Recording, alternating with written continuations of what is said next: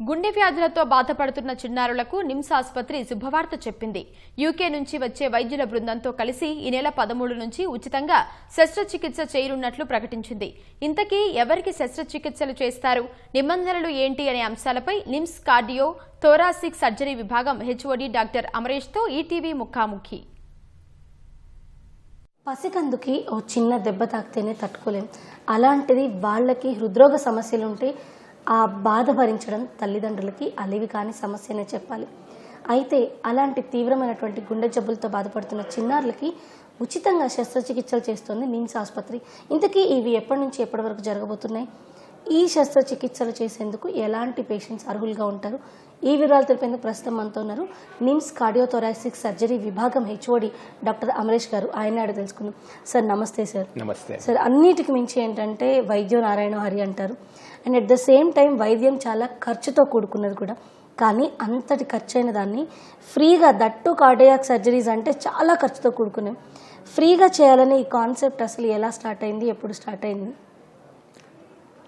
మనం తెలుసుకోవాల్సిన విషయం ఏంటంటే ఇది ఫ్రీగా అంటే ఎవరో ఒకరు దీనికోసం పే చేస్తున్నారు. నిమ్స్లో ఫ్రీగా సర్జరీస్ చేస్తున్నామంటే గవర్నమెంట్ దీనికి పే చేస్తుంది. సో ఇది పేషెంట్స్ కోసం క్యాష్లెస్ అండ్ ఫ్రీ, కానీ గవర్నమెంట్ దానికోసం ఖర్చు పెట్టుకుంటుంది. సో పీడియాట్రిక్ సర్జరీస్, ఎస్పెషల్ చిన్నపిల్లల సర్జరీస్, కొన్ని కాంప్లెక్స్ సర్జరీస్ ఉంటాయి, చాలా పోస్ట్ ఆపరేటివ్ కేర్ కొంతమందికి వారాలు అవసరం ఉంటాయి, కాబట్టి ఎంతో ఖర్చు అవుతుంది. ఇప్పుడు ప్రైవేట్లో ఎంతైనా మనం ఎన్ని ఆరోగ్యశ్రీ స్కీమ్స్ ఉన్నా, ఎన్ని స్కీమ్స్ ఉన్నా కానీ కొంచెం రిస్క్ ఉంది అనుకుంటే ఎవరు ఇంకా ఆ స్కీమ్స్లో కూడా చేయట్లేదు.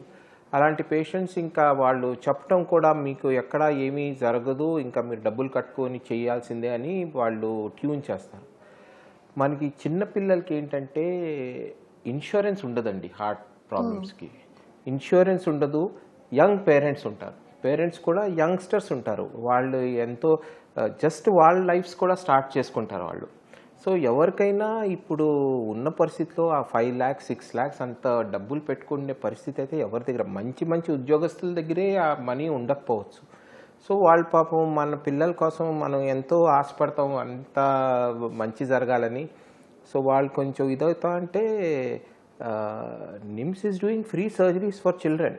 మేము ఎలాగో చిల్డ్రన్కి free of cost almost 25 to 30 surgeries every month మేము ఫ్రీ ఆఫ్ కాస్ట్ చేస్తున్నాం. మా ఐసీయూస్ కూడా state of the art corporate ICUs లాగానే ఉంటాయండి. కాకపోతే మనకి ఒక యూకే టీం సంవత్సరానికి ఒకసారి వస్తుందన్నమాట. సో ప్రత్యేకంగా వాళ్ళు వస్తున్నారు కాబట్టి మనం ప్రత్యేకంగా ఇదొక పీడియాట్రిక్ హార్ట్ సర్జరీ పండుగ లాగా, అంటే ఒక ఫోకస్లో లాగా చేస్తున్నాం అనమాట. సార్, అయితే మీరు అన్నట్టు యూకే నుంచి ఒక లాస్ట్ 5-6 years నుంచి నేను కాన్స్టెంట్గా వింటున్నాను, టీం వస్తారు, ఇక్కడ సర్జరీస్ చేస్తారు. ఏంటి స్పెసిఫిక్గా వాళ్ళంటే గివింగ్ బ్యాక్ లాగా రావడం, ఇక్కడ వర్క్ చేయడం అంటే చాలా హాస్పిటల్స్ ఉన్నాయి, బట్ వై నిమ్స్ ఓన్లీ? రెండోది, ఎంతమంది టీమ్స్ వస్తారు, వాళ్ళు ఇక్కడ ఎంతకాలం స్టే చేస్తారు? అంటే ఇది చాలా మంది అంటారండి, నాకు చాలా ప్రొఫెషనల్ సర్కిల్స్ నుండి నాకు చాలా క్రిటిసిజం కూడా వస్తుంది. మీరు కూడా సర్జరీస్ చేస్తున్నారు కదా, మరి వాళ్ళు వచ్చి ప్రత్యేకంగా ఏం వేరే చేస్తారు, మీరు చెయ్యంది ఏమన్నా వేరే చేస్తున్నారా ఇదా అంటే, నేనేమంటానంటే వాళ్ళు అక్కడ లోకల్ చారిటీస్తో మనీ రేస్ చేసుకుని మన వరకు వస్తారు. గవర్నమెంట్ ఇక్కడ వాళ్ళకి లోకల్ హాస్పిటాలిటీ, లాజిస్టిక్స్ అన్ని సపోర్ట్ చేస్తుంది. దానికి కూడా ఖర్చు ఉంటుంది, అది గవర్నమెంట్ పెట్టుకుంటుంది. ప్లస్ ట్రీట్మెంట్ ఆఫ్ పేషెంట్స్ కోసం గవర్నమెంట్ ఫండ్స్ యూజ్ చేస్తామండి. ఆరోగ్యశ్రీ కానీ, సిఎంఆర్ఎఫ్ అవనివ్వండి, లెటర్స్ ఆఫ్ క్రెడిట్ అవనివ్వండి, అన్నీ మనం గవర్నమెంట్ ఫండ్స్ యూజ్ చేస్తామండి. సో అలాంటప్పుడు వాళ్ళు ఏం వాల్యూ ఎడిషన్ ఉంటుందంటే, ఫస్ట్ ఆఫ్ ఆల్ మనకి ఒక డిటర్మినేషన్ ఏంటంటే best practices in the world ఏమైతే ఉన్నాయో అది కూడా మన దగ్గర కూడా మనం ఫాలో అవ్వాలి అని ఒక మాకు తపన. సరే, అయితే ఇందాక మీరు మాట్లాడుతున్నారు ఈ సర్జరీస్ని ఆరోగ్యశ్రీ కానివ్వండి, సిఎంఆర్ఎఫ్ కానివ్వండి, ఇలా లెటర్స్ క్రెడిట్ మీద కానీ చేస్తామని. అయితే ఇప్పుడు ఆరోగ్యశ్రీ ఉండాలన్నా, సిఎంఆర్ఎఫ్కి వెళ్ళాలన్నా వాళ్ళకి ఇక్కడ వైట్ రేషన్ కార్డు లాంటివి ఉండాలి. కొందరికి లేకపోయి కూడా ఉండొచ్చు, కానీ పిల్లలకి ప్రాబ్లం ఉండొచ్చు.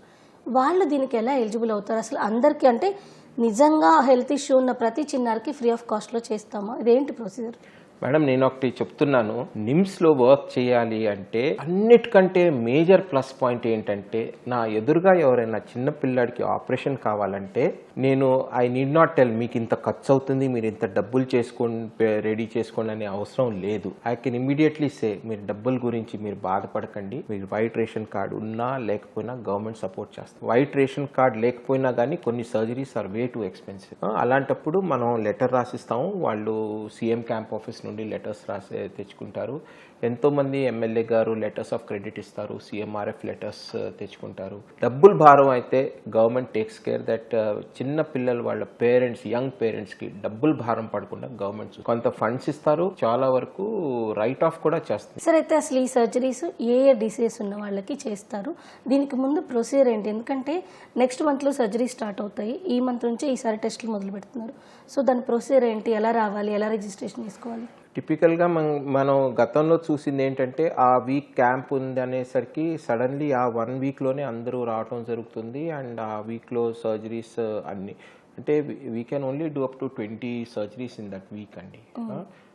5 ఆపరేటింగ్ డేస్ 4 or 5 సర్జరీస్ చేస్తాం మనం, ఒక 20 వరకు చేయగలం. సో చాలామంది డిసప్పాయింట్ అయ్యి వెళ్ళిపోవటం, లేకపోతే ఇది ఇట్లాగే అంటారు కానీ మనది జరగదు, బయట వాళ్ళు వచ్చి మనం చూసాం ఆ టైంలో వేరే ప్రైవేట్ హాస్పిటల్ మార్కెటింగ్ మేనేజర్స్ వచ్చి పేషెంట్లు వెళ్ళి లాక్కెళ్లే పరిస్థితి కూడా ఉన్నాయండి. వాస్తవం definitely everybody will resonate with it. అంటే ఇది జరిగే విషయాలే. దట్ వచ్చి పేషెంట్ పక్క నుండి ఇట్లాగే అంటారు, మీకు డేట్లు ఇస్తూ ఉంటారు, చెయ్యరు, మీకు రికమెండేషన్ లేకుండా అవ్వదు అని ఏదేదో చెప్పి మా పేషెంట్ లాక్కొని వెళ్ళిపోతారండి వాళ్ళు. మీకు తక్కువలో చేయిస్తాము, మీ దీంట్లో చేయిస్తామని లాక్కొని వెళ్ళిపోతారు. అట్లా కాకుండా అందుకనే ఈసారి మరీ లాస్ట్ వీక్లో రష్ లేకుండా ఉండి ముందు నుంచే 13th నుండి నెమ్మదిగా స్క్రీన్ చేద్దాము, స్లాట్స్ సర్జరీస్ ఇద్దాము.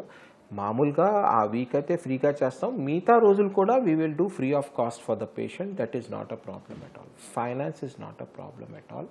Wheel do it free of cost. We will surgery work అయితే we'll do free of cost. Sir అంటే అన్ని రకాల హార్ట్ డిసీజెస్కి ఇది వర్క్ అవుతుందా, లేదంటే ఏ ఏజ్ గ్రూప్ నుంచి ఏ ఏజ్ గ్రూప్ వరకు ఇందులో భాగం అవుతారు? అంటే పీడియాట్రిక్ ఫోకస్ అనుకున్నాం కాబట్టి జనరల్గా మనం 15 years కంటే తక్కువ అని ఫోకస్ పెడతాము. బట్ నిమ్స్లో చిన్నారు పెద్దోరు అందరికీ చేస్తామండి. మీది free of cost. Again free of cost అంటే government is paying for it, but it is cashless and free for the patient. So టిపికల్గా గతంలో మనం అది కూడా సందర్భాలు ఉన్నాయి, వెన్ ఇట్లా హార్ట్ ప్రాబ్లం ఉంది అని కడుపులో ఉన్న బిడ్డకే డయాగ్నోసిస్ అయినప్పుడు వాళ్ళు కరెక్ట్గా ఆ టైంలో నిలోఫర్లో డెలివరీ ప్లాన్ చేసుకుని మనం షిఫ్ట్ చేసి నెక్స్ట్ డే కూడా ఆపరేట్ చేసిన సందర్భాలు ఉన్నాయండి. సో ఎమ్మటే నిలోఫర్ నుండి ఇక్కడ మనం తెచ్చుకొని days old baby 1.5 2 kgs babies కూడా ఆపరేట్ చేసే సందర్భాలు ఉన్నాయి. అట్లాగే చిన్న వయసులో 1 or 2 yearsలో చేసే సర్జరీస్ అవి మిస్ అయిపోయి 30 years 35 years అయిపోయిన తర్వాత అప్పుడు సర్జరీకి వచ్చినాయి. అట్లాంటి పేషెంట్స్ కూడా చేస్తున్నారు. ఇది మన కోసం కాదు అని అనుకోకూడదు ఎవరు. సో పర్టికులర్గా ఈ 1 weekకి సంబంధించి సర్జరీస్ కోసం కావాలనుకునే వాళ్ళు ఎవరైనా ఉంటే, ఎలిజిబుల్ అని ఫీల్ అయ్యే వాళ్ళు ఉంటే ఎప్పటి నుంచి ఎప్పటి వరకు నిమ్స్కి రావాలి, ఎవరిని కాంటాక్ట్ అవ్వాలి, ఎలా? 13th నుండి మనం స్క్రీనింగ్ ప్రాసెస్ స్టార్ట్ చేస్తామండి ఓపీడీలో. So NIMS CBTS OPD speciality block CBTS ఓపీడీకి వెళ్తే మనం అకార్డింగ్లీ మనం స్క్రీన్ చేసుకొని అడ్మిట్ చేసుకున్నాక అన్ని వర్కప్స్ చేసుకొని ఒకవేళ డౌట్ అయితే అప్పటికప్పుడు ఎక్కువ కానీ డయాగ్నోసిస్ చేసి మళ్ళీ మనం డీటెయిల్గా సర్జికల్ స్క్రీనింగ్ చేసి మనం అడ్మిట్ చేసుకోవటం జరుగుతుంది. ఆ వీక్లో చేసుకోగలం. కొన్ని సర్జరీస్ అయితే మనం ముందైనా చేద్దాం, అంత ఎమర్జెన్సీ అయితే సేమ్ నైట్ అయినా చేస్తామండి. ఇంకా కొన్ని ఒకవేళ మనకి నంబర్ ఎక్సీడ్ అయితే తర్వాత కూడా we will continue this process. It will be free of cost.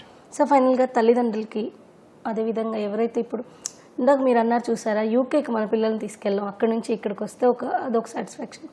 So ఈ టైంలో ఈ సర్జరీస్ చేయించుకోవాలనుకొని వచ్చే తల్లిదండ్రులకి మీరేం చెప్తారు, అండ్ మనం ఇచ్చే భరోసా ఏంటి? మనం ఒక లెవెల్ ఆఫ్ స్టాండర్డ్ ఉన్నాం కాబట్టి వాళ్ళని మనం ఇన్వైట్ చేస్తున్నాము. వాళ్ళతో పాటు మనం కూడా వర్క్ చేసి మనం ప్రాక్టీసెస్ గడుపుకుంటున్నాం. వాళ్ళు వచ్చి చేస్తారు, ఆ 1 week సర్జరీస్ అవుతాయి, తర్వాత మనకేం గతి లేదు అలా అనుకోవటానికి లేదు. మనం వర్కప్ చేద్దాం, తర్వాత ఒకవేళ ఆ సర్జరీస్ అవసరం అయితే వాడు వెళ్ళిపోయాక కూడా మనం ఫ్రీ ఆఫ్ కాస్ట్ సర్జరీస్ చేద్దాం. అయ్యే గవర్నమెంట్ స్కీమ్స్ యూస్ చేద్దాం. Government is there to support you. And NIMS is there to support you. So you will be taken care of.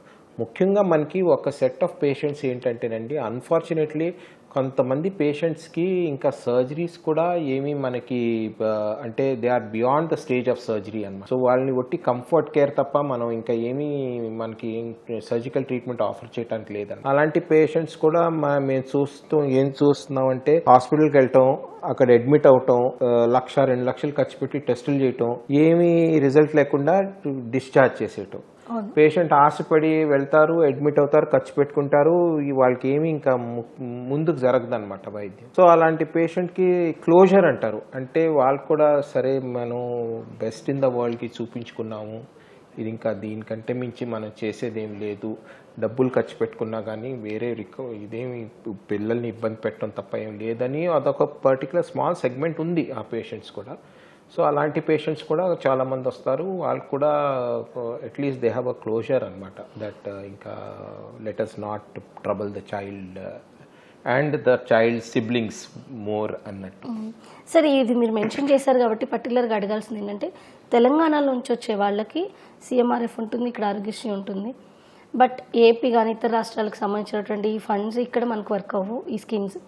So ఇతర రాష్ట్రాల నుంచి కూడా వచ్చే అవకాశం ఉంటుంది కాబట్టి పేషెంట్స్ వాళ్ళకి ఏం చెప్తారు, ఇది వాళ్ళకి అంటే అవైలబుల్ చేసుకునే అవకాశం ఉంటుందా? ఆంధ్ర గవర్నమెంట్ కూడా CMRF ఇస్తుందండి. So our institute and government is kind enough to accommodate the CMRF of Andhra. కొంతమంది కర్ణాటక నుండి కూడా CMRF లెటర్స్ తెచ్చుకుంటున్నారు. కొంతమంది ఫిలాంథ్రఫిక్ ఆర్గనైజేషన్స్ గతంలో మనకి జార్ఖండ్ అవనివ్వండి, జార్ఖండ్, రాజస్థాన్ అక్కడి నుండి కూడా పేషెంట్స్ వచ్చారు. కొంతమంది ఫిలాంథ్రఫిక్ ఆర్గనైజేషన్స్ ఫండ్ చేస్తారన్నారు. రోటరీయే మనకి పీడియాట్రిక్ ICU రోటరీ ఫండ్ చేసింది కాబట్టి రోటరీ కూడా కొన్ని సర్జరీస్ ఫండ్ చేస్తారన్నారు. సో డబ్బుల గురించి కాదండి, let us take away money out of the equation for treatment of young children. Thank you sir, thank you so much. Thank you. So ఇది చిన్నారులకి నాణ్యమైన వైద్య సేవలు అందించేందుకు నిమ్స్ ఆసుపత్రి ఎల్లప్పుడూ ముందంజలోనే ఉంటుందని చెప్పేసి, దానికి కావాల్సిన అన్ని రకాలైనటువంటి సదుపాయాలు వైద్య సిబ్బంది మన వద్ద ఉన్నారు. అయితే వీటితో పాటుగా UK నుంచి వచ్చేటువంటి వైద్యుల ఆధ్వర్యంలో ఈ సర్జరీలు నిర్వహిస్తామని, అయితే ఎవరైనా ఈ ఆగస్టు 13 నుంచి ముందస్తుగా వైద్య పరీక్ష నిర్వహిస్తున్నారు కాబట్టి ఈ సమయంలో వచ్చి టెస్టులు చేయించుకున్న వాళ్ళకి సెప్టెంబర్లో ఈ సర్జరీలు చేసే అవకాశం ఉంటుంది. అలా అని చెప్పి రాలేకపోయిన వాళ్ళకి భవిష్యత్తులో ఇలాంటి శస్త్రచికిత్సలు జరగవేమో అని భయపడాల్సిన అవసరం లేదు. నిమ్స్లో ఉన్నటువంటి పీడియాట్రిక్ సర్జరీ విభాగానికి సంబంధించిన ప్రతి వైద్యులు కూడా ఎప్పుడూ అందుబాటులో ఉంటారు. వాళ్ళు చిన్నారులకి ఈ శస్త్రచికిత్సల్ని వీలైనంత తక్కువ ఖర్చుతో, వీలైనంత వరకు ఎలాంటి ఖర్చు లేకుండా కూడా ఎప్పుడూ శస్త్రచికిత్స నిర్వహిస్తాము అని చెప్తున్నారు డాక్టర్ అమరేష్ గారు. కెమెరా పర్సన్ నవీన్తో రమ్య, ఈటీవీ న్యూస్, హైదరాబాద్.